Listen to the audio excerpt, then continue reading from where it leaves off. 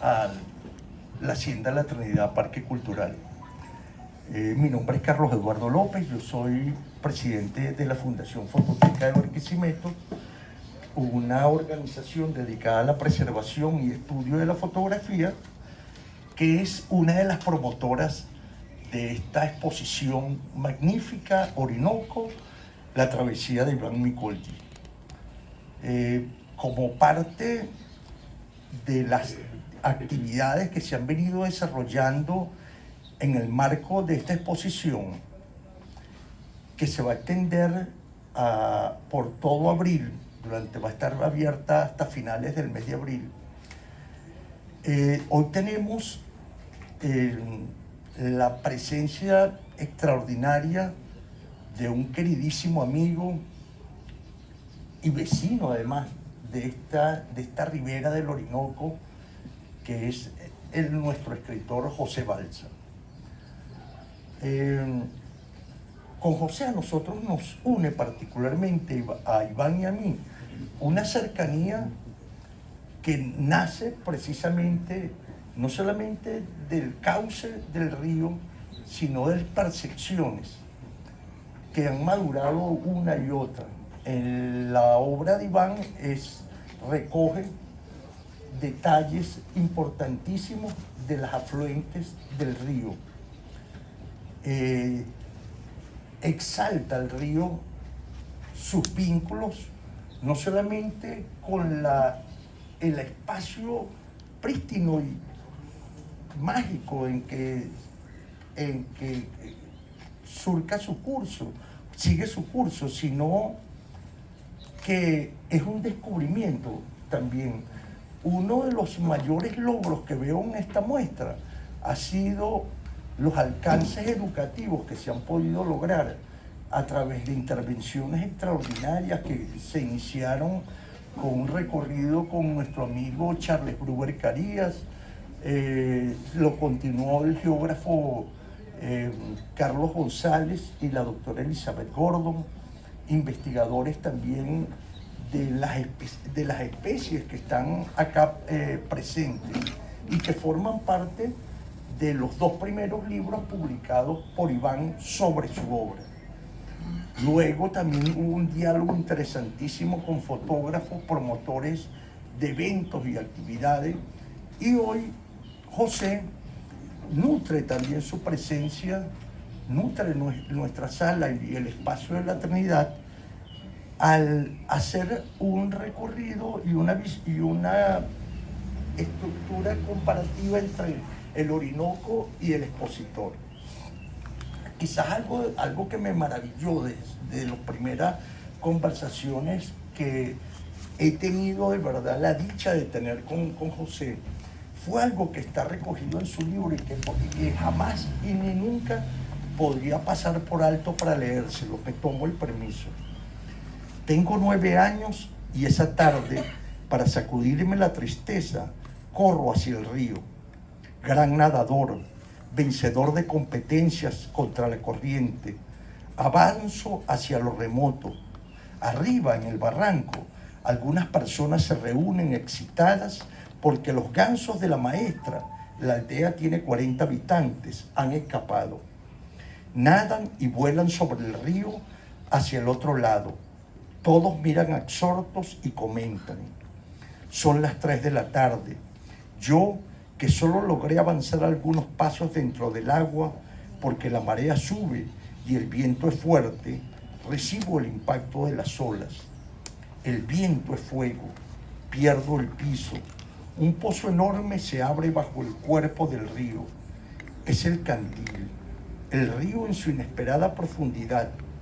Hago esfuerzos por flotar, por respirar, pero la violencia del bronce líquido me golpea, domina. De pronto comprendo que voy a morir. Estoy bajo el corriental. Soy arrastrado hacia afuera y hacia lo más hondo. Tengo 2 minutos sin respirar. Abro los ojos y la boca. Un paraíso turbio me vapulea. Beberé todas las aguas. Dejo de luchar. Aflojo el cuerpo, los brazos. Soy agua también. Desperté horas después. Dijo mi tía Todo el mundo entretenido viendo los gansos y de repente vi los cabellitos entre la marejada. Nadie me hacía caso, pero los salvamos. Nunca olvidé el abrazo del río, su fusión conmigo. Lo había considerado como un aliado, algo capaz de ser sometido con astucia y eficacia. Ahora estaban claras las diferencias. Podía vencerme con su furia, con su soledad, con su belleza y su voz milenaria, como sigue haciéndolo. Pero también estaba claro que yo le pertenecía. Había nacido de él. A él volveré. Dediqué mi vida a rendirle tributo, a mirarlo, beberlo, soñarlo. Si sus aguas me habían dejado salir, ya nunca encontraría otro con quien luchar hasta la entrega. Mi enemigo más poderoso sería insignificante junto a él. Esto pertenece a una de sus narraciones, Un Orinoco Fantasma. Bienvenido, maestro Balsa. Ahí está. Me pones a llorar. Bueno, ya no soy ese. Cualquier agua me vence rápidamente, así que tenía 9 años y podía nadar muy bien y desafiar los 2 kilómetros de anchura frente a mi casa. Ahora ya no lo haría. Una llovizna me mata fácilmente. Así que gracias Carlos Eduardo. Bueno, es una alegría volver a esta casa, estar aquí con ustedes. Siempre es sorprendente, pero a la vez es habitual estar aquí porque normalmente yo estoy del lado allá, escuchándolos a ustedes, viéndolos. Francamente, el encuentro inicial con Carlos Eduardo y sus noticias sobre las fotos y la casa de las fotografías, que significa la vida de una comunidad total, porque ahí está la música, las costumbres, las tradiciones, en esa fototeca que tú conduces, lo cual es un esfuerzo inmenso, sobre todo en estos años de la cultura luchando contra la ignorancia y la desidia, y tú la has mantenido, eso es extraordinario. Y la otra cosa maravillosa de mis encuentros últimos, siempre vivo en encuentros, siempre hay algo nuevo que me sorprende en los días. Puede ser que no se prolonguen esos encuentros, pero en mi cabeza se prolongan y con eso es suficiente. El otro gran encuentro fue, por supuesto, con el gran, no sé cómo llamarlo, nadador, fotógrafo, hechicero, desafiador de las aguas. Ese sí desafía las aguas, porque yo estuve unos segundos bajo el río, siempre he nadado en el río y siempre vuelvo, pero esa vez que me ahogaba fueron segundos, aunque los haya magnificado, pero fueron segundos cuando me moría bajo el agua. Yo no sé si agradecer a mi tía que me salvó o decirle, mira, mejor no me hubiera salvado, no lo sé. Pero haber encontrado a Iván, que realmente para mí ya la palabra Orinoco se funde con él. Yo no sé cuando digo Orinoco, si digo Iván Micolgi, o si cuando digo Micolgi estoy hablando de Orinoco, porque este hombre sí permanece bajo las aguas, está horas y horas inmóvil, tratando de que un pescado se familiarice con él. ¿Ustedes saben lo que es eso? Un pescado, un pescadito, que se le pare adelante en el agua abajo y él tapado, respirando, no sé cómo, etcétera, y capta aquellas imágenes extraordinarias. Claro que sufre, claro que los pescados le comen las orejas y lo muerden y le hacen de todo, pero él sobrevive y así podemos ver estas fotografías. Entonces no sé cómo llamarlo, pero Iván, te envidio profundamente y en mi próxima vida seré un pescado para verte de cerca. Ten la seguridad. Bueno, esto de hoy, de que yo les vaya a hablar del Orinoco, como pueden darse cuenta por lo que leyó Carlos Eduardo, que me sorprende mucho, creo que nadie en la vida ha descubierto ese texto, sino tú hoy, porque yo ni me acordaba de él. No sé cuándo lo escribí, no sé dónde está, y tú lo has encontrado. De tal manera que hablar del Orinoco es como desnudarme, es como decirle a ustedes una cantidad de secretos, tontísimo, pero secretos al fin y al cabo, porque esa ha sido mi realidad. Me muevo entre el Orinoco, San Rafael, un pequeñísimo pueblo, bueno, que ha crecido un poco, cerca de Tucupita, en la plena selva, y me muevo en las ciudades. Yo no sé si soy un pez de las ciudades, porque ya no podría vivir sin las ciudades. Venir a la Trinidad, estar en Caracas, o estar un ratico en Bogotá, o un ratico en Praga, o en Moscú, para mí equivale a andar por la orilla del río. Sobre todo si hay un whisky por el medio. Entonces ya no sé distinguir dónde estoy. Entonces, hablarles del Orinoco, mira, voy a tratar de hacer algo formal, hablándoles de lo que es el río, que lo estudié para decírselo a ustedes. Y quiero hablar de Iván, no solamente como fotógrafo, que lo estoy haciendo ahora, sino de una faceta poco conocida de él. Yo le pedí que trajera muestras para que vean que no miento, y aquí están, no las he visto, las voy a ver ahora, las vamos a ver ahora. Entonces, sería eso, conversarles a ustedes de lo que he estudiado en el Orinoco, pero también de Iván y su mundo, que es, como les digo, un Orinoco insospechado, porque es un Orinoco estético. No importa que él sufra cuando los peces lo muerden y con las horas que está debajo del agua, de noche, en la madrugada. Un horror. La vida de Iván bajo las aguas, para él debe ser un placer extraordinario. Sí, yo la concibo como un horror, Iván. Yo jamás podría estar más de 4 minutos bajo el agua. No puedo. Entonces, de eso vamos a hablar. Traje aquí unos apuntes. Mira el libro con que protejo mis papeles, para que llores. Es una colección de ensayistas que hizo un amigo que está allá y que no se esperaba nunca que yo sacara este libro aquí. Sí. Bueno, día de sorpresas.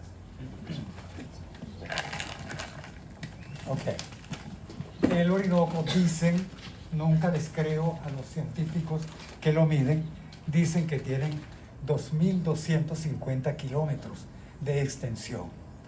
A mí lo que me toca del Orinoco son los 800 o 1.000 metros frente a mi casa y unos 3 kilómetros en mi pueblo. Eso es lo que me toca del Orinoco y es lo que he vivido. Lo demás lo sospecho en los libros, lo compruebo con la foto de Iván, etc. Pero mi Orinoco es pequeñito. Claro que es un agua imponente y tremenda. Los científicos dicen que son 2.250 kilómetros de extensión. Sé, porque alguna vez en una avioneta o helicóptero con un chico, como lo era él para entonces, Napoleón Bravo, estuvimos navegando en el aire a la desembocadura del Río Grande, hasta verlo desembocar más allá de Curiapo, el Río Grande, y allí tenía 40 kilómetros de anchura.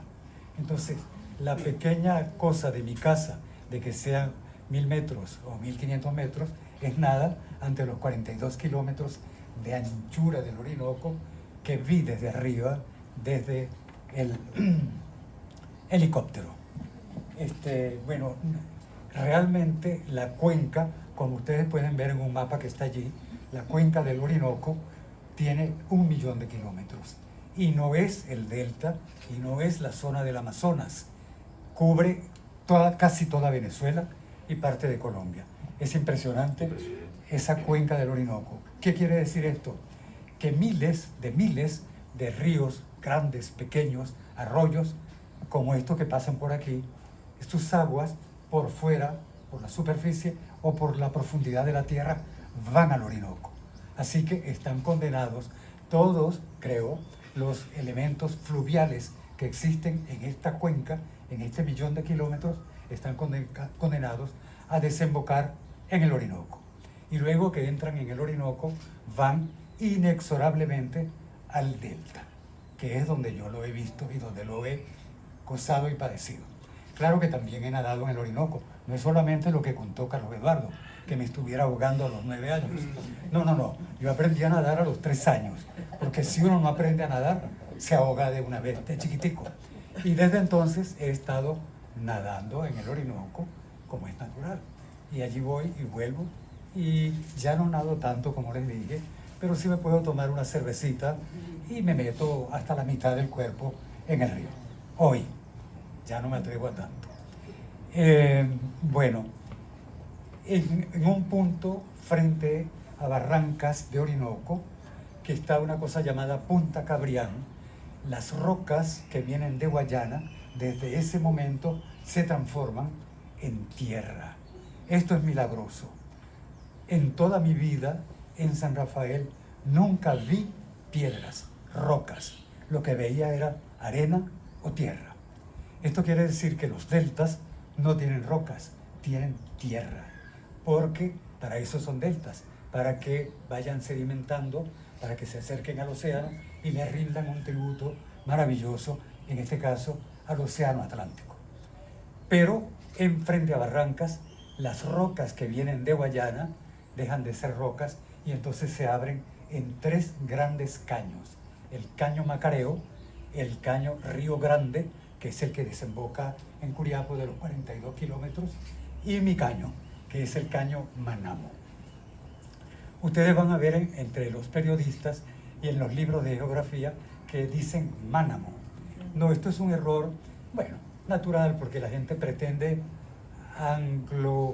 volver como anglosonoro los sonidos indígenas.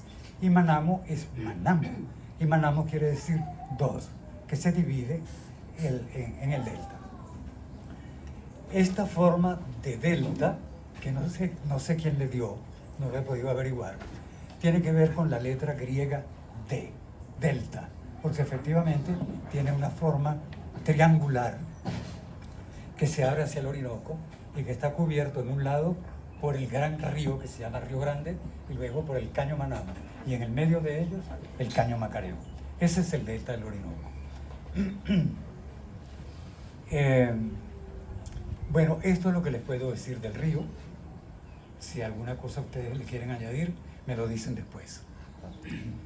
Acabo de ver aquí afuera, allí está uno de los árboles que más amo. Está una mata de almendrón. Y yo lo que más amo del almendrón, claro que también la fruta que se come la parte externa y la almendra interna. Un señor, cuando entré, me dijo que una científica le había dicho que servía para algo en el estómago, la almendra, no lo sé. Pero lo que más amo son las hojas, el color de las hojas del almendrón, desde el verde que varía profundamente hasta los tonos muy profundos, al verde tierno, como llaman por allí, el rojo, que puede ser oscurísimo como vino, o el rojo que está ahorita, porque están cayendo las hojas.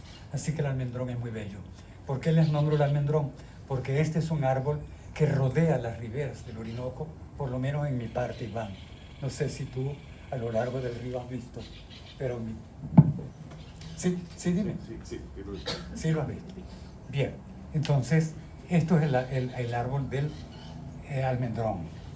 Y aparte de eso, pues hay cantidad de otras vegetaciones que son extraordinarias y que también están allí. Destaco el almendrón por su colorido, por su elemento plástico. Aquí adentro, en esta sala, hay una foto deslumbrante de una cosa mínima que son los inmensos palmares de moriches, pero aquí están tomados por Iván debajo del agua. Y allí esos moriches están naciendo, están creciendo. Son pequeñísimas hojas que luchan contra la corriente del río para poder crecer, según me explicó ahorita Iván. Cuando ellos crezcan, serán los inmensos morichales, bellísimos, que todos vemos. Pero esa foto que está allí, también hay fotos de morichales, claro, ya crecidos. Pero esta foto de los bebés morichales, extraordinaria, francamente. Ajá.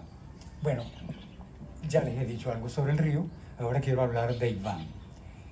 Como fotógrafo, no tengo conocimientos técnicos para decirles qué es lo que hace que Iván sea un fotógrafo singular.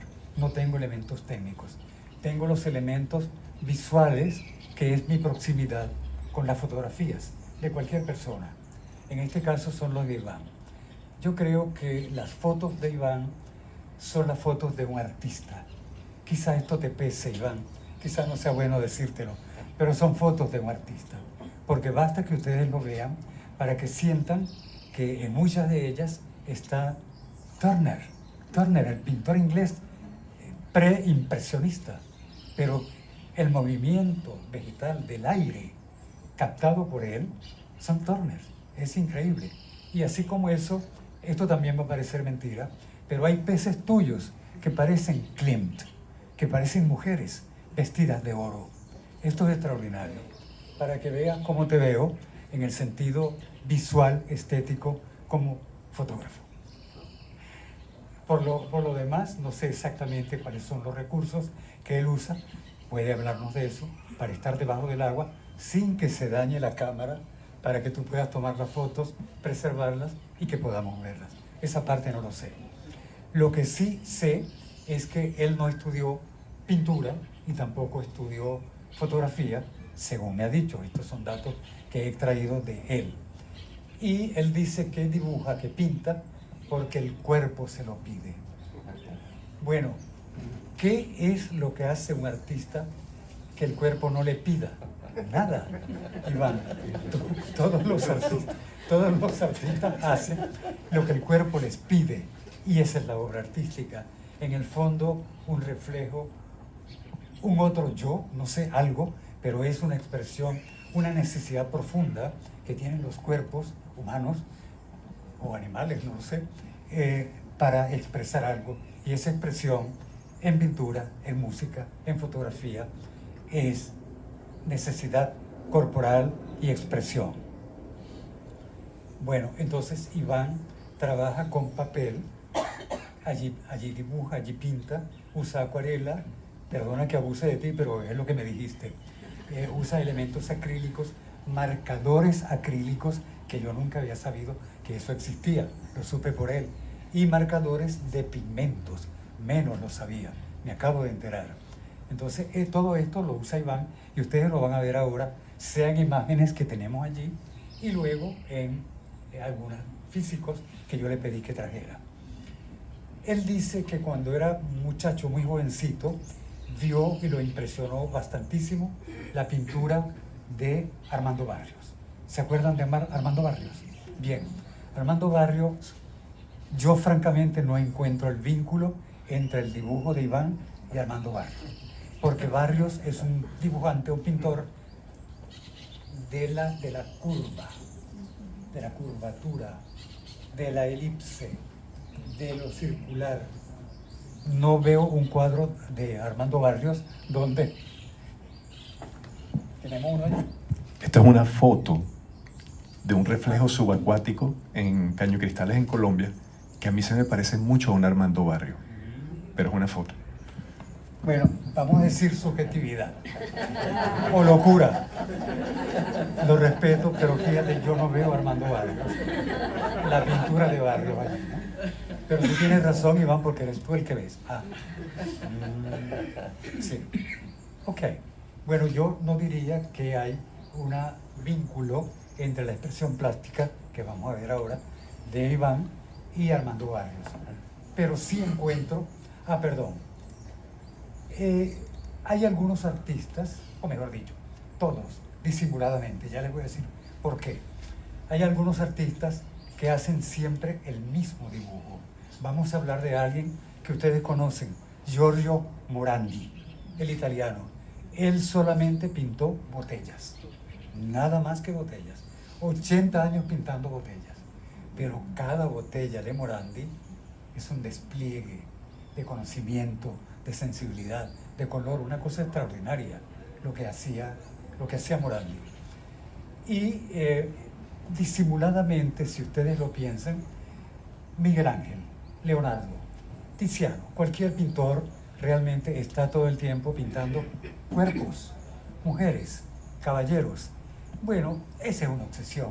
Equivale a lo que hace Morandi, que es dibujar botellas, solo que estos pintan escenas bíblicas, escenas de corte, y uno no se da cuenta que son siempre mujeres, hombres, caballos, perros. Hay una obsesiva repetición en todos los pintores. En el caso de Morandi, él extrajo la botella y la destacó por sobre todas las cosas. Y son botellas desnudas en el cuadro, nada más. Claro que puede haber una taza, una jarra, pero predominan las botellas.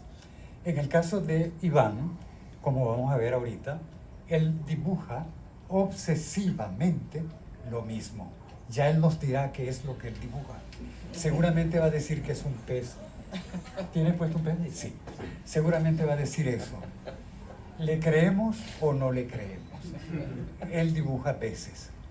Ahora, lo que yo quiero que ustedes noten ya es el uso no solamente del color donde se enlaza Iván con la fotografía y con su percepción de la naturaleza, río, plantas, etc. Hay allí una percepción colorística sutil y buenísima. No, lo que quiero que noten es un elemento más fácil de percibir y que sin embargo creo es peligrosísimo para un pintor. Creo, Iván, que tú básicamente trabajas con el triángulo, con el ángulo, totalmente. Sí, hay una obsesión con el triángulo, con el ángulo. Y esto me permite decirles algo que también lo estudié para poderlo traer hoy. A ver si lo trae. Cuando diga algo que no se entienda, ustedes me dicen. Bueno, entonces, ahí van desde niño, desde pequeño, cuando descubre, adolescente diría yo, descubre a Soto, le asombran los múltiplos de Soto, como él una misma imagen la va repitiendo. Esto tiene que ver con lo que ha hecho Iván después, que son estos dibujos obsesivamente parecidos y sin embargo distintos. Estos dibujos de la triangulación. Quisiera entonces de mis investigaciones, para poder hablar de esto, decirles que Platón y en toda Roma se habló muchísimo del triángulo y ellos llegaron a decir que el primer elemento constante en las artes todas es el triángulo.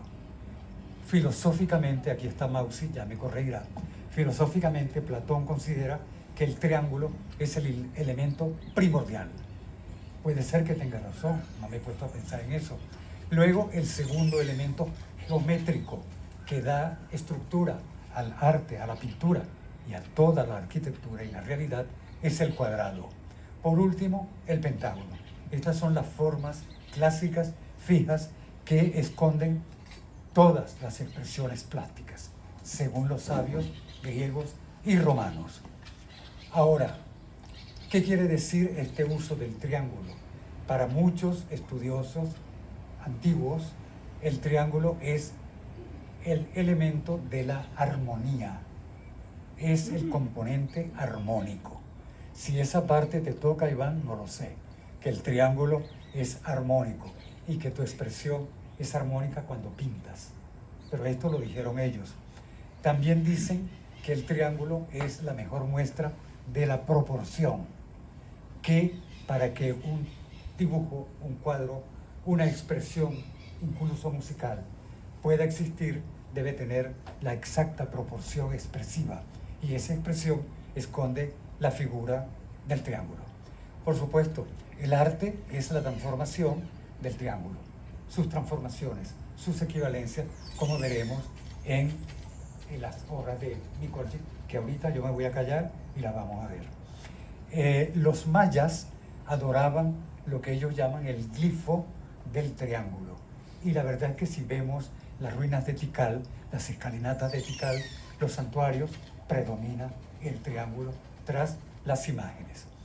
En el caso indígena y en el caso de las culturas generales, dicen que el triángulo es el emblema de la fecundidad. A veces uno ve en la calle, en alguna acera, un dibujo de un sexo femenino, invertido o derecho. Quizá inconscientemente la gente concibe que el triángulo es el elemento de la fecundidad. Así que no estaban muy equivocados aquellos sabios antiguos cuando lo decían. Otras culturas dicen que cuando existe el triángulo y es visible, la parte superior equivale al fuego, por lo tanto a la masculinidad, y que la parte inferior, la base del triángulo, equivale al agua, es decir, a la feminidad. No me vean como si soy culpable de esto que les estoy diciendo, esto lo aprendí estudiando cosas, ¿no? Pero en general el triángulo tiene que ver con el fuego y sobre todo con el corazón, con el corazón. En todas las tradiciones esto se dice. Hay una cultura o una secta que son los masones, y ellos han entronizado una cosa que se llama el delta luminoso. Donde quiera que ustedes vean una casa de masones, van a ver un ojo triangular, y ese es el ojo del delta luminoso, que en el fondo es un triángulo. Bueno, yo creo que ha llegado la hora, Iván, de ver que nos proyecte, que nos muestre. Los he estado viendo. ¿Las estamos viendo? Sí, los han estado viendo. ¿Y esto que yo veo es lo que estamos viendo? Es lo que estamos viendo ahí. Ok. ¿Tú quieres comentar algo? Después yo Bueno, sí. bueno, yo quiero darle las gracias a José por estar aquí hoy, a la Hacienda, por permitirnos hoy aquí estar también. Y qué maravilla tener una persona que yo admiro tanto como a Balsa hablando de mi trabajo. Nos une, como siempre, el Orinoco. Y si vamos a hablar de las rocas, tú estabas comentando las rocas del Orinoco. Tú sabes que yo tengo muchas fotos con esta roca, porque es un elemento muy, vamos a decir, como muy cosmogónico del paisaje del Orinoco. Pero si tú vas a Atabapo, todas estas piedras del escudo guayanés son de granito. Entonces, del escudo guayanés occidental, a lo largo del río Orinoco, son piedras graníticas. En la Gran Sabana, allá en Canaima, son más cuarcitas, son los tepuyes, etc. Entonces estas piedras redondas, en los raudales de Atures, son completamente cromadas, como las que tenemos aquí adentro en la exposición. Hay unas piedras y tienen como una patina que Humboldt en 1800 dijo que era como magnesio que las cubría. O sea, estas piedras crecen porque se le van acumulando magnesio, etcétera, aluminio, bauxita, todos estos metales. Pero si tú vas más al norte, a San Fernando de Atabapo, más al sur, perdón, a San Fernando de Atabapo, estas piedras son carcomidas porque durante millones de años el agua ácida del Atabapo se las ha comido, el vidrio se ha comido. Entonces, las piedras van cambiando también con el agua, con el tipo de agua, ¿no? Entonces las piedras, claro, en Ciudad Bolívar ya más para adelante se desaparecen y no quedan sino la arena, la meseta de Guanipa, todo se convierte en arena, ¿no? Hacia el delta, ya es todo sedimento, ¿no? Como dices tú. Pero igual, en todo lo que es la cuenca del Orinoco, yo no veo piedras, vamos a decir, en el cauzal principal, piedras pequeñas, yo no veo. O sea, yo siempre le digo a la gente, mira, si tú estás, cuando doy charla, si tú estás en el Amazonas o en algún sitio, en el Amazonas, Orinoco, Bolívar, y se te viene un jaguar, tienes que buscar un palo, porque piedras pequeñas no hay. Están estos inselberg gigantes que están aquí adentro en la foto, están estas piedras, estas montículos graníticos que son gigantescos, o estas piedras que son más grandes que un carro. No existen estas piedras como dices tú. No, entonces, si consiguen un jaguar, búsquense un palo. En la piedra lo van a conseguir. Buen consejo. Buen consejo, exactamente. Pero bueno, esto, como dices tú, la obra de dibujo, más que todo, es un llamado. Me siento la necesidad de pintar y esto es lo que ha salido. Como digo, no tengo estudio, no como igual de la fotografía, pero por alguna razón... ¿Puedes devolver la anterior que tenía mucha curva a los Armando Barrios? Ese. Ajá. Bueno, resulta ser que una vez que se empezaron a mostrar estas fotos en línea de estos dibujos, resulta ser que se empezaron a vender.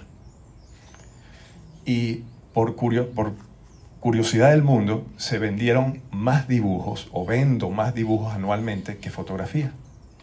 Aunque a mí me conocen como fotógrafo. Y entonces, por curiosidad, por parte, vamos a decir, una parte mercantil, empezamos a preguntarle, nos pareció buena idea, vamos a preguntarle a los clientes por qué prefieren esto que una foto. Y entonces cada vez que se vendía una de estas le preguntábamos, la última se mandó a Düsseldorf. Entonces, las dos mayores razones, primero dicen que esto tiene mi ADN, mi célula, y la otra que tiene mi alma.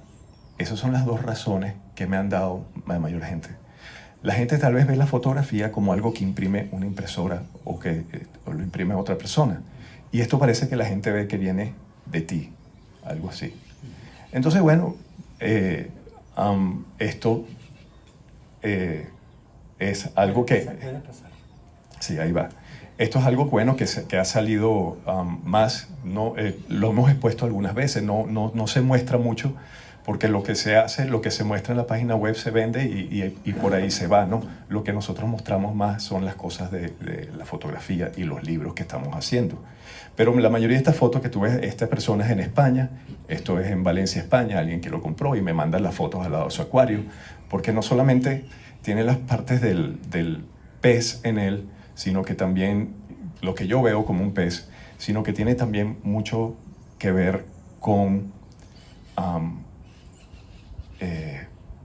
vamos a decir, cómo el color del sitio donde tú tomas, de dónde yo creo que viene ese pez. Entonces vamos a empezar por ahí. ¿De qué color es un pez?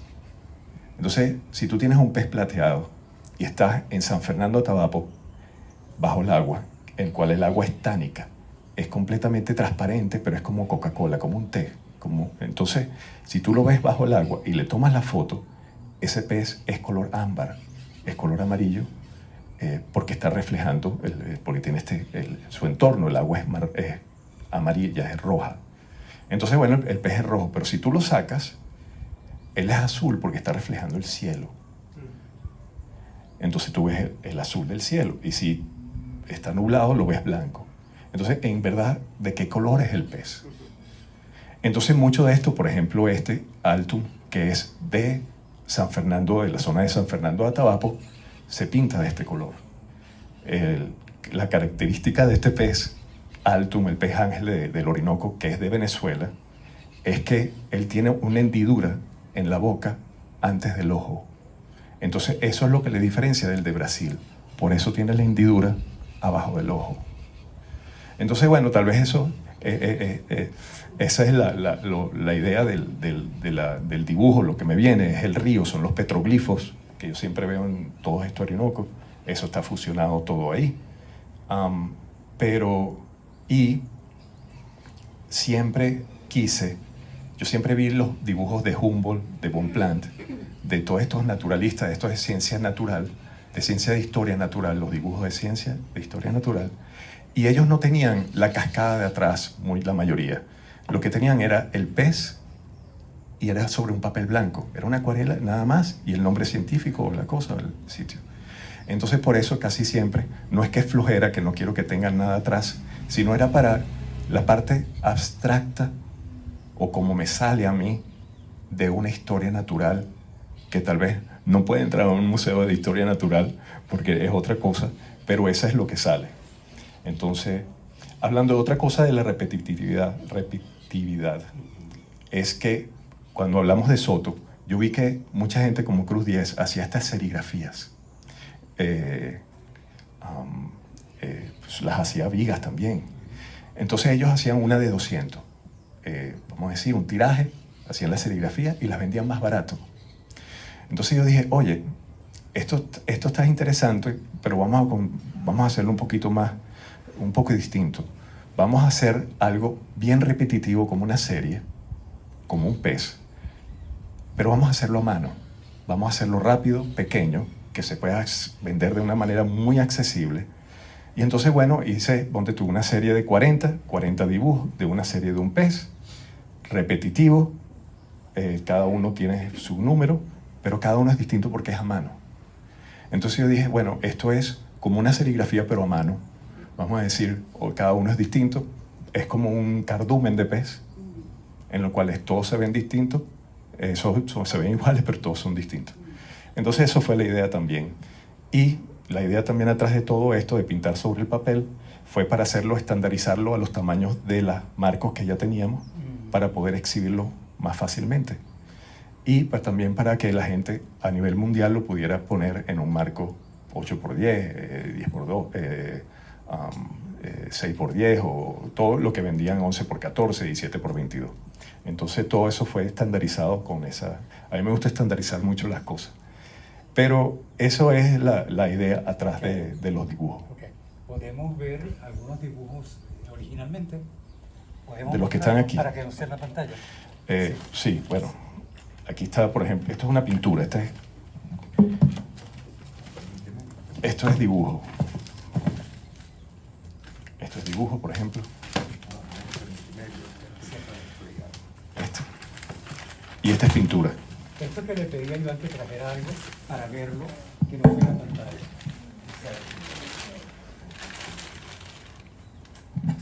Claro, estos son, como les digo, obras rápidas, son obras, pero son con pintura acrílica sobre papel 100% algodón. Es como una acuarela, pero con acrílico. Es Aquí pintura no hay acrílica. marcador. Es marcador de acrílico. Ah, ok. Con pincel también. Y hay pigmento, hay también Hay marcadores de pigmento. Eso exactamente. es lo que me llama la Hoy en día hay unos marcadores que tienen pintura acrílica dentro, entonces no necesitas en sí la brocha. Me gustaría ver eso, el marcador.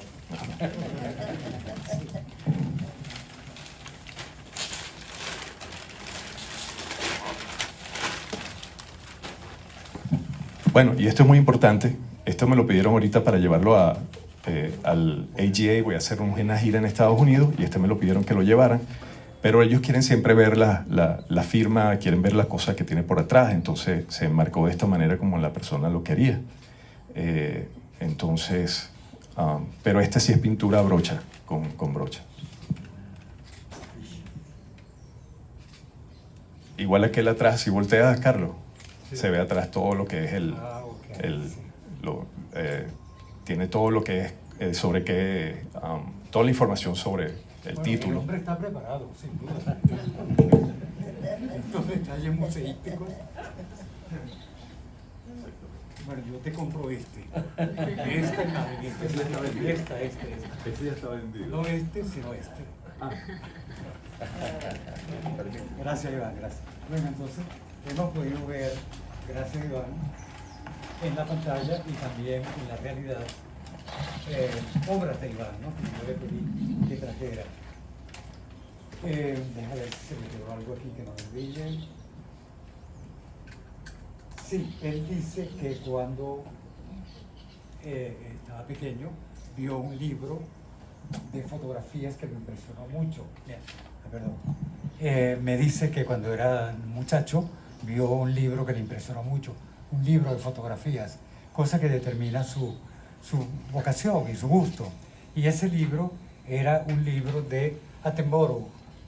Sí. Entonces, sí. Y entonces, ese libro, Richard Attenborough, sí. Y son libros, el libro se llama La vida en la tierra. Es un libro que ustedes pueden conseguir y que se ve también por internet. Lo interesante es que pasados los años, después de la adoración que tenía Iván por este hombre, se da cuenta que ninguna foto de ese libro es de él.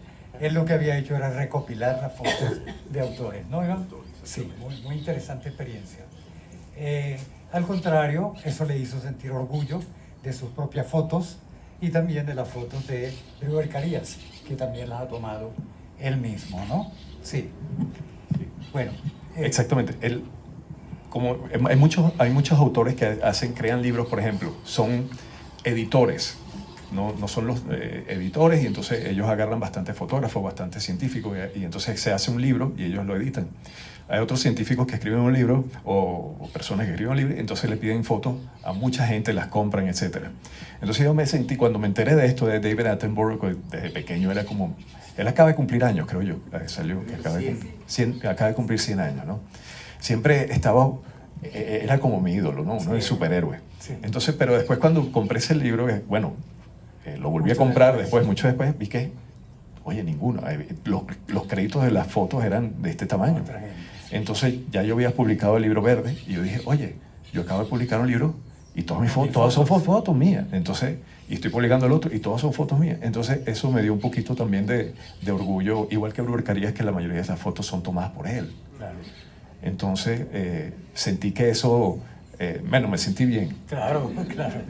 Mira, Iván, no dejes el micrófono porque yo creo que es preferible que comentes a veces lo que yo te diga, para que me critique o no estés de acuerdo. Usted dice, pero yo había notado aquí, Iván, algo que... Ah, sí, ya lo vi. que no sé si te gustará. Pensando en las pinturas, dibujos de Iván, yo traté de encontrar correlatos en la historia de la pintura venezolana, sobre todo del siglo XX. Y medité mucho, se me venían a la cabeza pintores, hasta que llegué a esta conclusión. Encuentro, Iván, ya tú lo nombraste, que en vez de Armando Barrios, creo que hay un vínculo hondo con Osvaldo Vigas. Sí. Osvaldo Vigas, no solamente por el tema de las brujas, de las brujas, sí, sino por el trazo triangular, que es muy importante. Y esto que te va a sorprender mucho es la pintura de Von Dangel. Te va a sorprender mucho. Pero también Von Dangel utiliza el triángulo notablemente. Entonces a esto llegué después de darle vueltas en la cabeza y tal, para ver dónde encuentro yo correlaciones de la obra de Iván con pintura venezolana, porque obviamente, aunque él admirara a Soto y sus múltiplos, aunque sea amigo de estos pintores, hay cosas que él no sabe de sí mismo, y creo que estas son. ¿Estás de acuerdo? Completamente de acuerdo. Ok. Bueno, entonces pensaba en esto. En este momento Iván está haciendo 8 libros.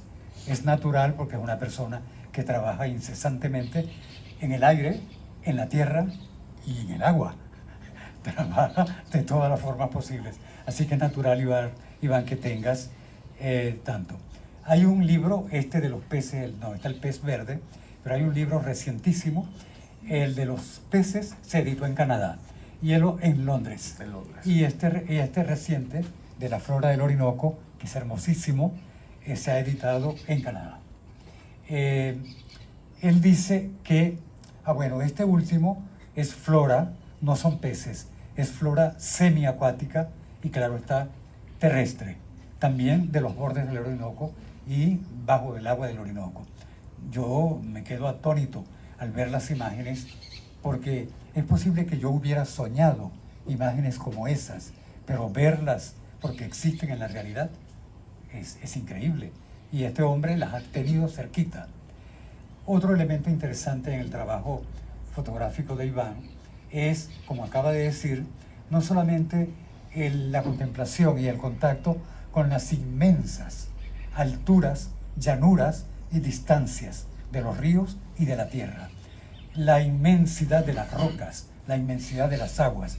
Eso es asombroso en él y él lo capta, pero también hay un detalle absolutamente opuesto: las miniaturas, el descubrimiento de una hojita que nos pasa desapercibida y que puede estar allí en el patio en medio del cemento. Él capta eso y vamos a ver allí fotos de esas rocas con una plantita, una cosa que medio sale, y él la magnifica y la convierte efectivamente en una obra de arte.